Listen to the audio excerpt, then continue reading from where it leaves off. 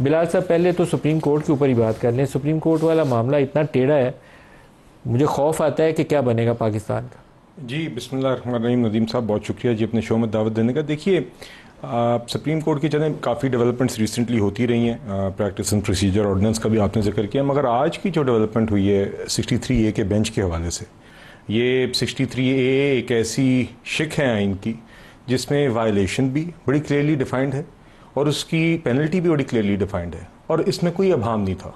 मगर इसके बावजूद जो 63A की जजमेंट आई थी, जिसके नतीजे में हमजा शहबाज साहब को चीफ मिनिस्टरशिप से महरूम किया गया था, वो मेरे नज़दीक उसकी कोई गुंजाइश नहीं थी। और ये जो हम अक्सर बात करते हैं कि एक फ़र्क होता है आइन की इंटरप्रिटेशन और रीराइटिंग में। देखिए, मैं 63A के फैसले को सही नहीं समझता, जो माजी का किया गया फैसला है, लेकिन ये जिस तरीके से बेंच कॉन्स्टिट्यूट किया गया, मैं इसको भी सही नहीं समझता। देखिए, आप लोगों ने बेसिकली सुप्रीम कोर्ट के अंदर मुदाखलत करके वो जो एक कमेटी बनाई थी, जो आपने सही क्रेडिट लिया था कि हम ट्रांसपेरेंसी ले आए, बेंच फिक्सिंग नहीं होगी। कितनी दफ़ा मरियम बेंच फिक्सिंग का इल्ज़ाम लगाती थी, अब आपने कहा बेंच फिक्सिंग नहीं होगी, आपने खुद उसके लिए अपॉर्चुनिटी। देखिए नदीम साहब, उसमें आप बेंच के हवाले से अगर आज नंबर 1 प्रैक्टिस एंड प्रोसीजर जो एक्ट है, एक तो मुझे इस चीज़ की खुशी है कि वो लोग जो 2 साल पहले इसकी मुखालफत कर रहे थे आज ये मान गए कि इस तरह ही होना चाहिए। आपको याद होगा उस टाइम पे, लेकिन जब वो मान्य है तो आप पीछे हट गए। नहीं जी, हम आज भी देखिए तब भी 3 जजेस के पास जरिए जो मुदाखलत किया दुरुस्त नहीं, आज भी उस वक्त भी 3 जजेस के पास इख्तियार था, आज भी है, मगर एक यकीनन फ्लेक्सिबिलिटी एक दी गई है चीफ जस्टिस जज की, और वो उससे ये है, और उसमें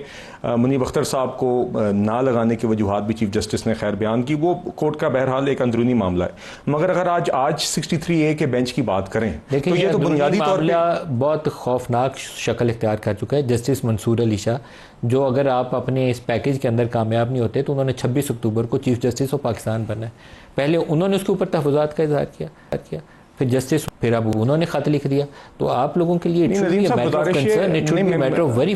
मेरे लिए जी माजरत के साथ सुप्रीम कोर्ट जजेस should not be picking and choosing laws that they like and don't like, and they choose to apply and don't apply. You amended this act through an ordinance. In either, and it will be laid as a bill when the assembly comes into session.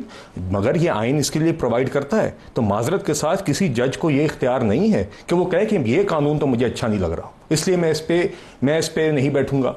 अब आज के bench की बात कर लेते हैं। 63 procedure की spirit थी, वैसे वो आपने मिट्टी में डुबो। नहीं जी, हरगिज भी नहीं। देखिए चीफ जस्टिस आज भी था, अगर हमने डिबोनी होती तो हम फर्द वाहिद को वापस ताकत दे देते, हम रोल बैक कर देते, और आज वो सब लोग जो हम पे तनकीद कर रहे हैं वो उस टाइम पे उसकी वकालत कर रहे थे। 3 रुकनी कमेटी के अंदर अगर चीफ जस्टिस अपनी पसंद से एक जज को लगाएंगे तो उनको एक डोमिनेंस खुद ही हासिल हो जाती है। Proof is in the pudding. अगर आपको नजर आए कि उस तरह के बेंचेस बार बार बन रहे हैं अहम इश्यूज के ऊपर, जिस तरह उस टाइम पे बन रहे थे 3 लोग 5 लोग, वही हर अहम इशू के ऊपर 3 लोग 5 लोग थे, तो तब तो आप फिर भी ये बात बजा होगी।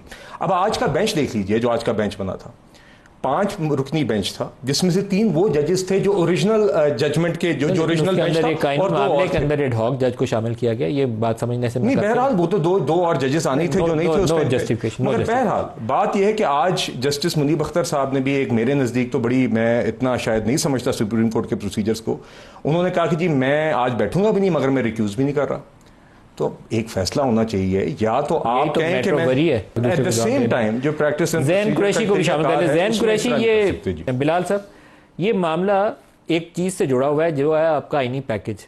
63A का फैसला भी उधर ही लेके जाता है। शायद इतनी बड़ी सियासी फिजा के अंदर जो चपकलश है, उसकी बुनियाद भी वो 63A वाला फैसले की गलत इंटरप्रिटेशन की गई। मैं उस पर कोई जस्टिफिकेशन नहीं दे रहा, लेकिन अभी आपको PTI के बंदे तोड़ने हैं। आपके पास ना कौमी असम्बली के अंदर 2 तिहाई है, ना आपके पास सेनेट के अंदर 2 तिहाई अक्सरियत है। आपको बंदे तोड़ने हैं, आपको फ्लोर क्रॉस करवाना है, और उसके लिए आपको 63A की वो डेफिनेशन चाहिए जहाँ उनका वोट काबिल कबूल हो जाए। नहीं नदीम साहब, बात ये 63A की तो बात जहाँ तक है जी, देखिए ये तो एक रॉन्ग है जो कि करेक्ट होने में अब बहुत ताख़ीर हो गई है। मतलब कि ये एक अनफॉर्चुनेट इंसिडेंट है जहाँ पे आइन की शिक बड़ी वाज़ेह है। उस शिक के फ्रेमर्स बड़े क्लियर थे कि क्या वायलेशन है, किस तरह उसको फ्रेम करना है और उसकी पेनल्टी क्या लगनी है, और सुप्रीम कोर्ट की एक जजमेंट ने उसमें पेनल्टी ऐड कर दी।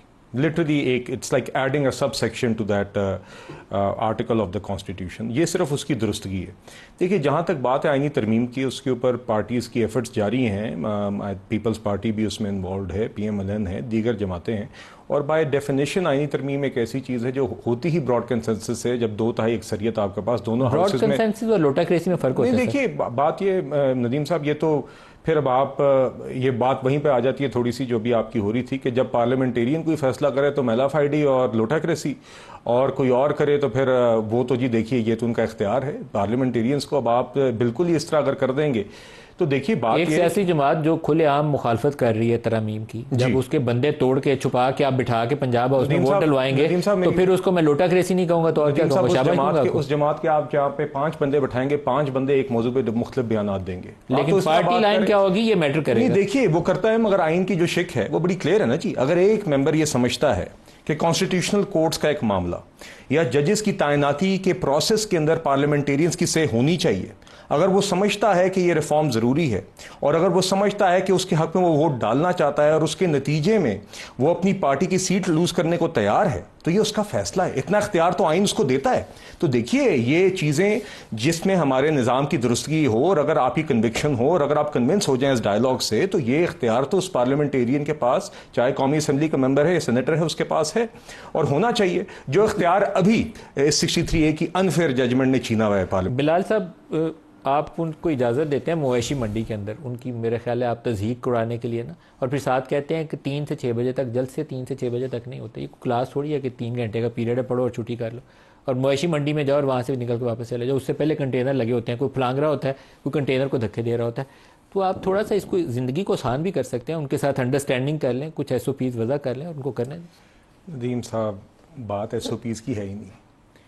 बात है, आप मुझे बताइए, लाहौर का जलसे में GT रोड खुली थी, मोटरवे खुली थी, रिंग रोड खुली थी, जलसा नाकाम हुआ, इनको समझ नहीं है किस पे डालना है। अली अमीन गंडापुर ने आके वो ड्रामा किया। ड्रामा भी नहीं सिर्फ किया, पगड़ी पहन के क्लैशन कॉफे पकड़ के गाड़ियों के शीशे तोड़े। जो कुछ हुआ है वो क्या था? नहीं सर, मैं उस पे भी आता हूँ जी। गाड़ियों के शीशे तोड़े, पुलिस वालों पे तशद्दुद किया। उससे पहले इस्लामाबाद के जलसे पे आके आइन को गाली दी, खवातीन को गाली दी, सबको गाली दी और इमरान खान साहब ने अगले दिन तालियां बजाई। जेल के अंदर से बयान आता है कि अली अमीन गंडापुर ने बिल्कुल सही कहा है और जो भी मेरी पार्टी से इसके लिए माजरत करता है वो पार्टी छोड़ के चला जाए। और ये इस कॉन्टेक्स्ट में था जब गौहर खान ने खड़े होकर असेंबली के फ्लोर पे माजरत की थी सहाफियों से, जब उनका वॉकआउट हुआ था।